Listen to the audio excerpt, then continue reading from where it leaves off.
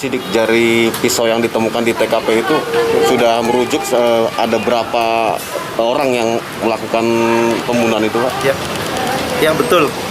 Jadi sampai hari ini kami belum dapat informasi bahwa dalam pisaunya yang ditemukan di TKP yang diduga ada darah itu belum ada hasil.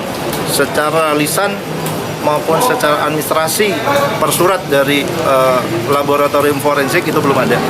Jadi kami tunggu, ya mudah-mudahan ada jejak. Itu yang kita tunggu. Bang, ya. Ada dugaan nggak sih Bang kalau bisa almarhum ini nggak dibunuh di lokasi kejadian tapi dibuang aja Bang?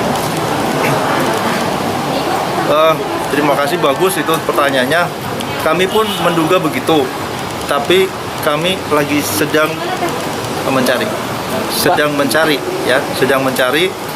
Kami tidak bisa memastikan apakah dibunuh di lokasi itu atau di tempat yang